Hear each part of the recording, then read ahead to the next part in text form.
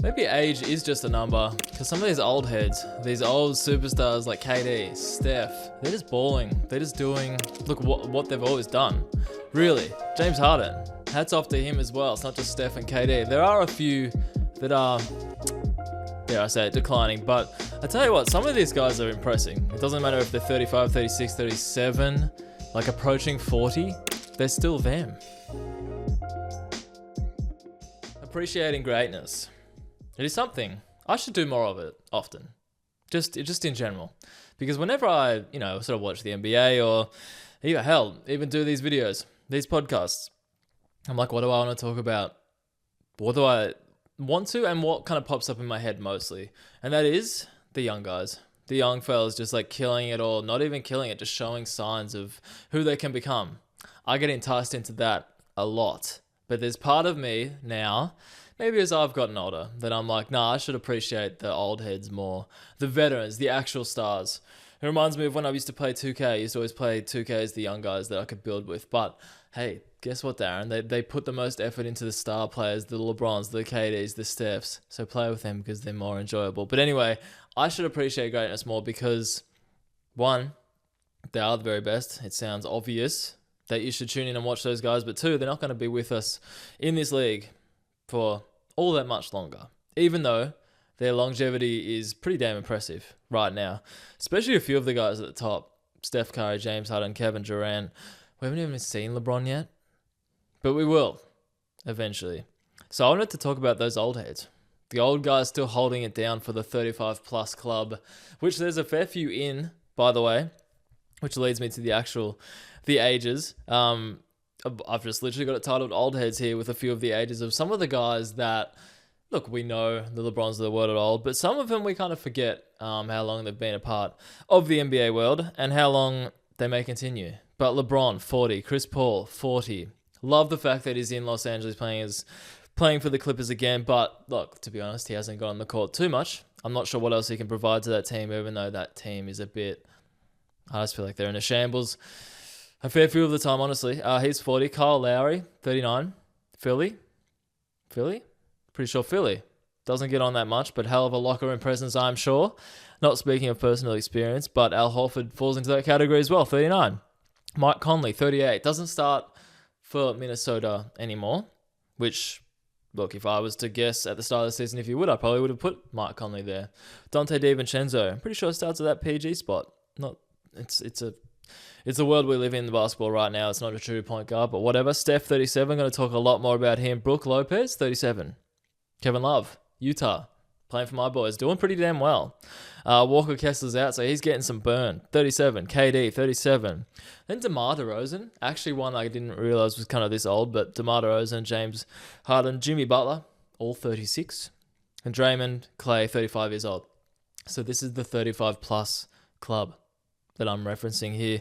Specifically, a few guys. And no one better to start it with than Steph. And look, he's still Steph. And I like the whole old age conversation is something I used to battle with in my head. I'm like, nah, he's too old. Get off my team. Nah, he's too old. Like, why would you start fresh there? The KD situation, going to Houston, I would have been like, nah, but he's like 37.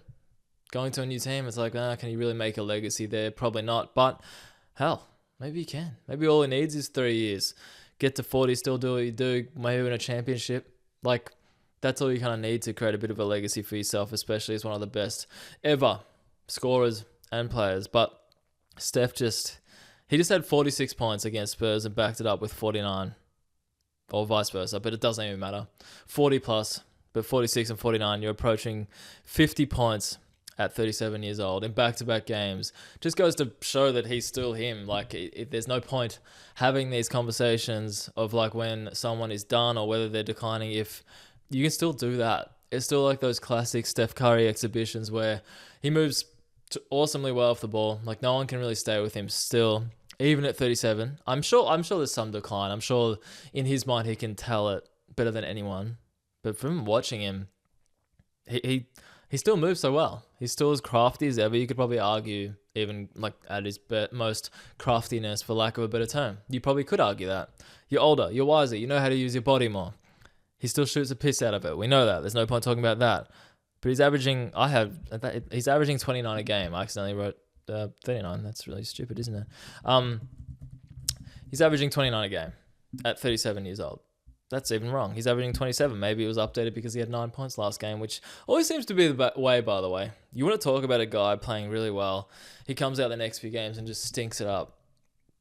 Stinking it up. 9 points is not stinking it up, especially when they won. But I did the similar with Zach LaVine. I'm like, this dude's averaging near 30 on 50, 40, 90 splits.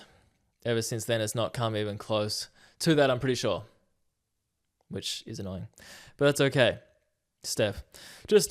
And then once again, just appreciating greatness. Like, people are literally, the timeline was filled the other day after the Spurs games with just Steph love. Just absolute love of Steph and being like, is he the greatest of all time? And look, we're not going to have those conversations right now. Like, sure, he's probably like the greatest shooter ever. Yeah. But people are like, nice, he's my GOAT. He's that good. Kevin Durant, I just spoke about him. New team, doesn't matter.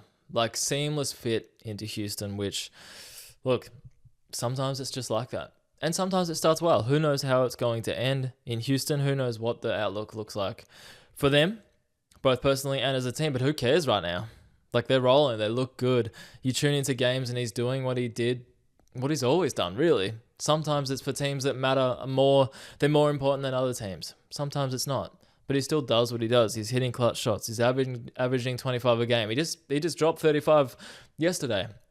I'm pretty sure. Like, they just still who they are as people, as players, as we've seen them always been. And side note, Starting Five on Netflix, the documentary series, just awesome. Like, I was thinking to myself, like, it'd be awesome just to see every single player. Most players in that limelight, you get to see a completely different perspective of who they are.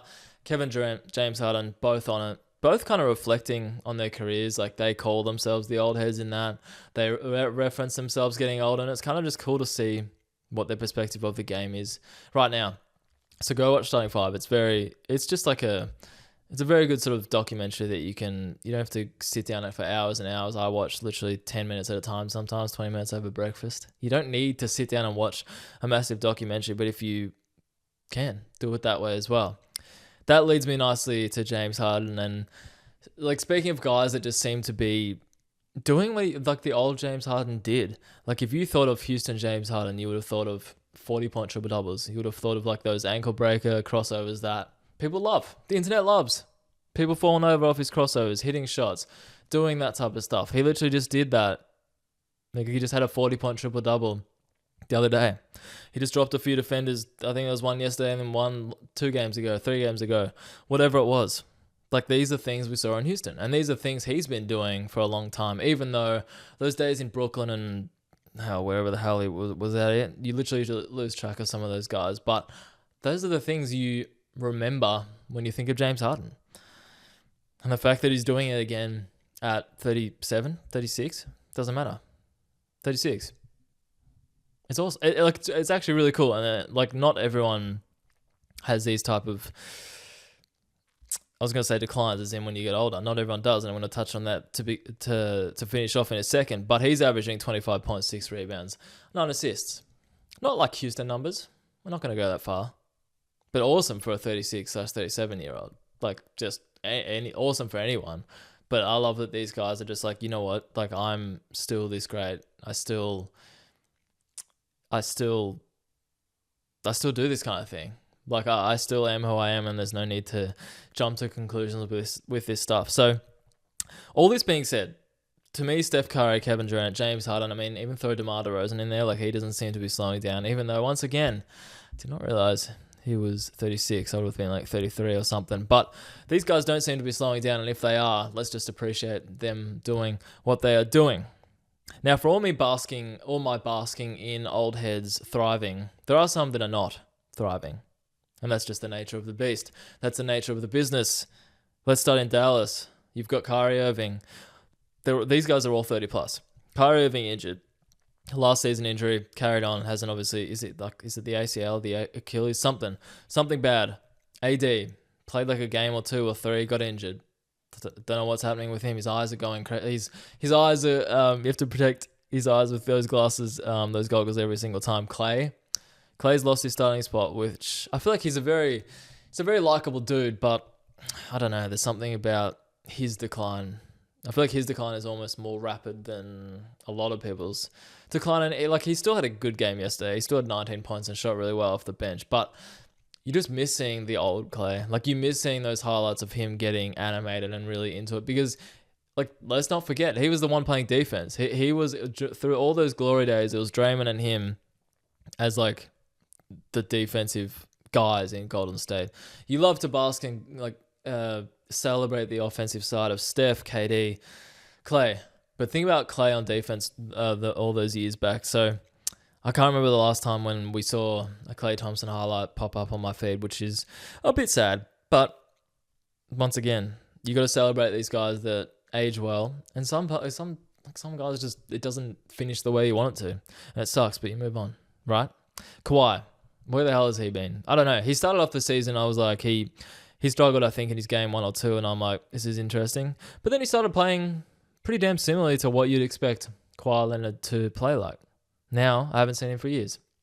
Paul George, haven't seen him for years. Actually, he's expected to play today, which I should see how he went, just to be on theme. We had not seen him at all this entire season because he was injured. But let's have a look. Speaking of old heads, James Harden, 37, no ESPN have changed your box score, but still 28 points, 6 rebounds, 5 assists, old heads. Good. Brook Lopez, old head, 6 points. Not bad. Chris Paul, 3 points, old head. Love it. Oh, here we go. Okay, so Paul George, first game of the season, they just threw him in the starting lineup. Okay. 21 minutes, 9 points, 2 of 9 from the field, 7 rebounds, 3 assists, 2 blocks, minus 9. Not bad. They won, though. They beat the Clippers. They're 8-5. Paul George. Okay. Look, pretty good. Just good to get out there, I'm sure, for him. Like, you don't really want anything. You don't really expect anything but health going in for that. As long as you escape the game healthy, you're laughing. It's a win. Now, think about all the Met names I just mentioned. Who is the one that I have not mentioned in depth, or at least a sentence more on, besides from mentioning his name at the top when I was running down the list, because he is the oldest? LeBron. Where's LeBron? LeBron somehow just sort of playing with the South Bay Lakers, not playing, I should say training, as they do, which was a fascinating notification to receive, by the way. LeBron James sent to South Bay Lakers to get back up to speed in training. Fascinating to see. But that's what they do. It kind of just proves it doesn't matter who you are. It doesn't matter if your name's LeBron James or Bronny James. You might go to the G League and get reps in, which is kind of interesting. So that's all to say. Those guys are killing it. Some guys aren't. But if Steph and KD are doing what they're doing at the top, and hopefully in the playoffs, like all on that playoff stage, that would be cool to see. But there's one guy that you want to see in there with them, and that is, of course, LeBron. So I'll be fascinated to see how he comes back and when he comes back, because the time has to be coming. Time has to be coming really soon. If he's warming up with the G League team and he's doing all that stuff, I really hope there's no decline on his behalf, because big fan of his, and he's just been doing it for so long that you have come to expect nothing less. But he is 40, so we'll see. I would never put him on me ever again. Still to be happy about. You're up too old. Job's not finished. Why can't I be the MVP of the league? I feel confident because I'm the best player in the world. It's simple.